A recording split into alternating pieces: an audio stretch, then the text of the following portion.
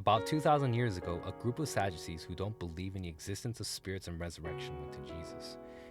They wanted to nitpick at Jesus, who was preaching about resurrection.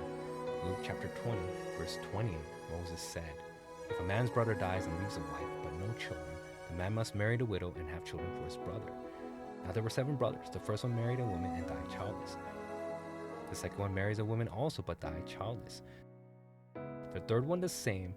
The 7 all died in the same way. Finally, the woman died. If that is the case, whose wife will she be at the time of resurrection? Well, that's ironic. If you were Jesus at that time, how would you have answered this question? The question they asked was wrong because they thought that the body would resurrect. So it was wrong. Resurrection that Jesus talked about was not physical resurrection, but it was a resurrection of the soul and spirit. So let's hear Jesus' answer.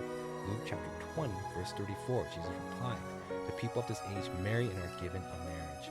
But after you resurrect and go to heaven, you don't marry. Why is that?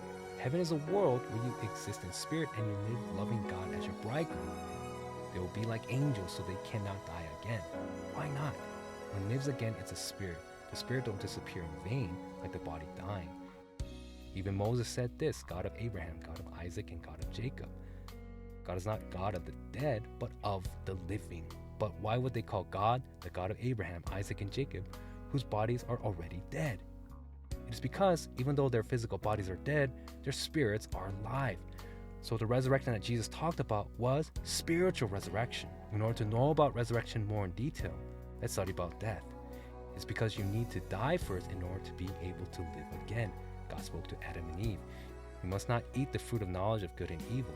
The day you eat of it, you will surely die. But they ate it. There's something strange. On the day they eat the fruit, God said that they will surely die, but they didn't die. It is said that Adam lived until 930 years even. Did God lie about it? No. Death God talked about was not physical death, but it was the death of the soul and spirit. In other words, it was a kind of death that will make them into people having nothing to do with God. It was a kind of death where they will live in a place that have nothing to do with God. If what is dead is a soul and spirit, what would resurrect? That's right, it's a soul and spirit. Resurrection is not achieved after death. It's achieved while you're in the body. So let's pray a little bit more, praise a little bit more, and put the word to practice a little bit more. Your soul and spirit will resurrect as much as you take action, and you will become closer to God.